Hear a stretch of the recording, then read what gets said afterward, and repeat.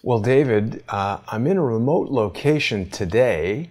Hope you had a Merry Christmas, and we're getting closer to 2020. Thank you very much for participating in a very coursey Christmas. How are you, David? I'm very well, and a Merry Christmas to you. And yeah, I think the new year is going to be a fascinating challenge for a whole bunch of people who might be quite surprised at what's coming down the track. Absolutely. Now, the interesting thing, David, is you and I normally spend a considerable amount of time developing each show on the phone before we do them, and we haven't quite had the opportunity to do that today. So it's going to be interesting because I think today's show will be a bit more like one of our phone calls that have never been presented to the public. And I'm actually not making an excuse. I'm looking forward to this because I think it'll be an interesting and sort of new way for us to proceed. I haven't had much time to review your frequent posts. Those, of course, are happening on patreon.com/reverse-CSI storyboards, and also people can review information that you're posting by going to Reverse CSI Scripts. But why don't you take us through, David, a little bit of what we're going to discuss today, and then we can get everybody ready for our Patreon show where we're going to dive into the details. Well, thank you, Jason. And so I just want to introduce my Friday post to the public at large, the people who come to the site. And they may be intrigued to recognize that I've written it very specifically to a readership that may or may not pick it up, but eventually the message will get through. But perhaps the most important person on my address list in this open letter is to David John Sainsbury, Baron Sainsbury of Turville, who's an honorary member of the Fellow of the Royal Society, and he's Chancellor of the University of Cambridge. And the reason I'm writing to him is, well, there's a variety of reasons. One is, as most people know, I'm an alumnus of Cambridge University. I went to Queen's College, and I'm very concerned at the challenge that is being presented in this era of social engineering to post-secondary institutions, Cambridge, Northwestern University, University of Chicago, London School of Economics, in helping the students and faculty, for that matter, differentiate between artificial reality messages, which essentially are lies that are being propagated over the internet, and what I would call deductive logical truths.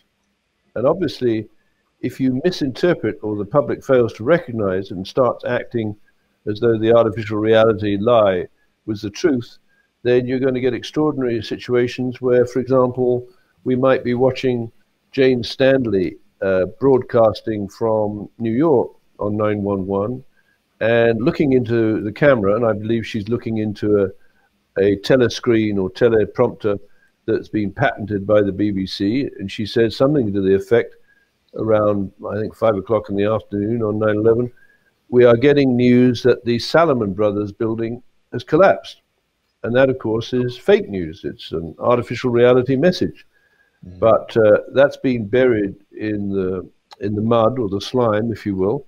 But it's actually very revealing because I believe it exposes or shows that the BBC had foreknowledge of the 911 attack. So essentially what I'd like to talk about or differentiate or help the public understand is there is a way of differentiating between artificial reality messages or lies and deductive logical proofs according to the techniques which I pioneered in the 1980s. Over to you.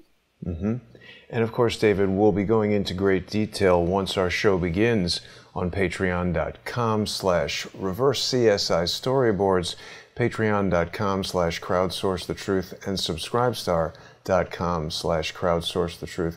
We're getting pretty close to the end of the year, David, and it's important that the sponsors of Crowdsource the Truth and the co-hosts who appear on Crowdsource the Truth stick with us. There's been, as you've said, we're in this age of social engineering, and there are social engineers. They're not giving up. They're constantly and persistently trying to do various things to shut us down, screw us up, and take us offline. So supporting on Patreon or Subscribestar is a great way for people in their individual capacity to do something to help us keep this information coming out. And certainly at $2 a month, $5 a month, $10 a month, these are really small amounts for most people to be able to deal with. The price of a cup of coffee or a newspaper that you might buy at the airport or wherever you travel to keep this kind of video programming coming. I certainly think it's worth it, and I hope that people will join us. So we're going to be covering a lot of these themes that you and I have spoken about before, David. And you mentioned something right now that's intriguing to me, particularly given your recent interactions on A Very Coursey Christmas with Charles Ortel and Dr. Coursey. You spoke about the London School of Economics. You know, that comes up frequently in my conversations with Charles about the Clinton Foundation. What's the significance of the London School of Economics in our conversation?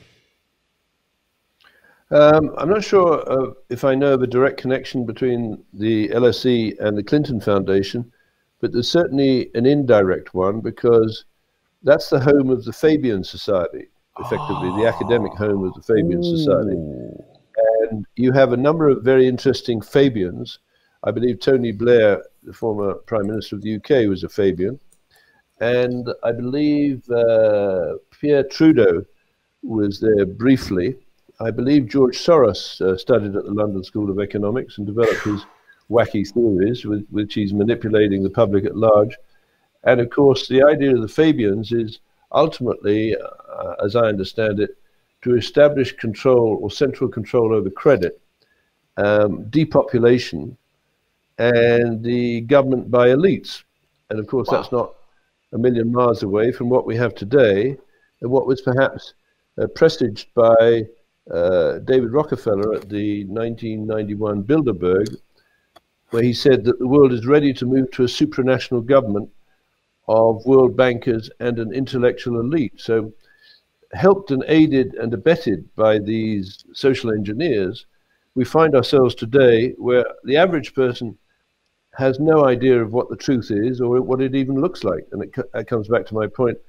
We ought to take the London School of Economics by the scruff of the neck, and somewhat irreverently, my alma mater, Cambridge University, and tell these people, for example, and I just discovered it 2 days ago, at Cambridge University, there is a research team looking at the use of artificial intelligence and expert system and fuzzy logic algorithms to detect hate speech, and then basically compartmentalize it so it shouldn't infect people who might be otherwise offended because they deem themselves to be a member of a minority group. Well, I deem myself to be a member of a minority group. I've got bad teeth from my national, health days, right? I'm 76, and I'm an old, heterosexual white man, and there aren't many of us around over here. I'll tell you, David, when we spent some time together in Vancouver, I was very impressed by your level of physical fitness for somebody of any age, let alone the age you're at right now. So, I certainly hope everything is going all right there, despite the national health from London. Now, this is interesting, this Cambridge research into hate speech. I don't know if I've ever heard of anything more Orwellian than artificial intelligence determining what is hate speech and what to do about it. This will obviously be a component of our conversation, but what can you tell us about this briefly, David? Exactly that. And let me, in the context, someone wrote to me the other day and said, I keep referring to fuzzy logic, hate speech. No, correction, fuzzy logic algorithms, and could I explain? Well, let me explain with reference to the wind tunnel test by Kinetic of the Boeing 737 MAX 8 aircraft. Let's say that we are programming the international networks with a rule or a law or a premise that says anyone using more than a certain weight of carbon dioxide in an aircraft as it climbs from takeoff that exceeds this limit is actually violating the cap that we, whoever we are, deem not to be violated. So let's put the nose of the plane down so it climbs at a lower rate, uses less carbon dioxide, and ultimately you could put those Boeing MAX 737 MAX 8 into a profile from which the pilot does or cannot recover. Now, did that happen? Well, as you know, we've we've got a chain of evidence that is absolutely extraordinary, where the woman who died as a result of spraying her wrists with Novichok from a perfume bottle in Salisbury, Dawn Sturgis, the father of her two children, Andrew Hope, is actually a senior systems engineer with Kinetic, which does, well, Kinetic is a company, it does two things. One is it provides that social engineering protection appliance service into the United States to presumably the NSA and the CIA and the FBI. And secondly, it has a 5-meter aperture wind tunnel at Farnborough, where it's providing Boeing with a simulation service for its aircraft, including the Boeing 737 MAX 8 aircraft. So I'm saying, well, would it be possible that Andrew Hope was wanting to blow the whistle on the sabotage and dirty data coming out of that wind tunnel that was being fed to the world's leading non-state air traffic controller and the preferred supplier of command control computers, communications and intelligence network to Boeing? And you've basically got an incestuous network of saboteurs inside the Boeing command chain, which, as far as I can see, has brought Boeing to its knees. Over to you.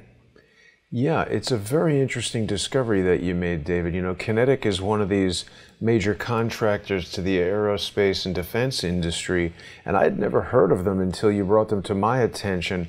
I presumed that you know, social engineering protection appliance was kind of like maybe the focus of their business, but it doesn't seem so. That's just one element of it. But pretty much all of these high technology companies, you know, Lockheed Martin, Raytheon, or whatever, they all have a division or some products that are focused on cybersecurity, cyber intelligence. And it seems to me, David, when I look at the totality of information that we've been reviewing, not only on your show, but other guests that have come to Crowdsource the Truth, this seems to be a tremendous area of operation that most people aren't aware of. It's almost as if, you know, when the invention of the airplane occurred, if the military were building up an air force and the general public were unaware of it, and suddenly bombs started dropping out of the sky, and nobody really had a clue where this technology was coming from or how a bomb could drop from the sky. And then we learn that airplanes have been invented and governments and militaries are using them for war. I think we're seeing some of the tools that are being used in cyber warfare. And just as you have just remarkably cleverly integrated this icon of a set of binoculars where one of the optics is looking outward while the other is looking inward, this obviously indicates that we're looking at them and they're looking at us. I think some of these cyber defense tools are being turned against citizens of the United States, and in your case, Canada, being turned on us in a way that most people would be shocked to know, and we don't even necessarily know who's looking through that other binocular at us. Well, absolutely, and this is where I distinguish in my work in the 1980s, which focused on the deductive computing machine, for which I applied as an inventor for a European patent, etc., etc. The beauty of the deductive computing machine, it deals in truth values, actually, not fuzzy logic, but whether it's true or it's false. So when you're trying to analyze these complex crime scenes, you need to find an area to focus on where it's only about true or false values. And that's the beauty of going into the United States Patent and Trademark Office and its equivalent in the Five Eyes countries, because there, the description or the abstract of the patent, and I've identified 6 that I think are core to the modern use of artificial reality lies to manipulate the public. The beauty of the abstract and the full definition of the patent is it's true or false. That is to say, if I say this doesn't say that, you can go and look at the patent, and if it does say it, then, you know, I'm lying, right? Or I'm committing a falsehood. Right. So the beauty of assembling what I would call a virtual machine, that is to say, clipping, as in the case I've done with today's post at the end of it, in the references, I've listed 6 patents that I can, in my head, and I think that should be a fundamental educational tool in post-secondary education. I think people should learn how to take one or more of the 4 million patents processed by Serco on the 17th of November of last year, and the 10 millionth patent that was processed and granted to Raytheon this year, and that was announced with great joy by President Trump and Wilbur Ross. You should be able, as part of your education, to go into the patent office, clip together these various patented devices, and create a virtual machine, which I would argue can be modeled or simulated by my deductive computing machine, and then apply that to a crime scene and see if you can find a signature at the crime scene. For example, Jane Stanley's presentation from New York that the Salomon Brothers building had collapsed, and see if you can explain anomalies. Anomalies are incredibly important. That was an anomalous presentation by Jane Stanley, and she used some interesting words, Jason. She used the word collapse, whereas we know that building number 7 was blown up. So what she didn't say, or what was not presented on the script that she read from, she could have said, or should have said, that the Salomon Brothers has been demolished in an explosion. Right. But she didn't. Well, that was because the people who wrote the text or presented it, right, they obviously didn't want to alert the public, we the people, that building number 7 had been blown up, because that would be so far out of the abilities of this long-bearded wonder straddling a yak in a cave in Afghanistan, they would have realized it was a scam. Over to you. Right. And David, with that, you know, I want to remind everyone that in just about 15 minutes on patreon.com/reverse-CSI storyboards and patreon.com/crowdsource-the-truth, we're going to be starting our sponsor-exclusive show. That's going to be an hour-long, in-depth analysis of some of the topics that you're raising right here. So I want to thank everybody for watching us right now. And as we approach the end of the year, I guess, David, this will be our last show in 2019. So after today, I'll see you next year. I want to thank all of the generous Patreon sponsors who have joined us in 2019. I think 2020 is looking hopeful, and there's so much that's going to happen, I think, in the early months. Of course, we've got the U.S. presidential election coming up in 2020, and we know how much the Congress in the United States wants to get rid of President Trump, so there should be quite a bit going on. But I'll see you, David, in just under 15 minutes on patreon.com/reverse-CSI storyboards, patreon.com/crowdsource-the-truth, and subscribestar.com/crowdsource-the-truth. And thanks everybody for watching. Thank you, Jason. Happy New Year to everyone.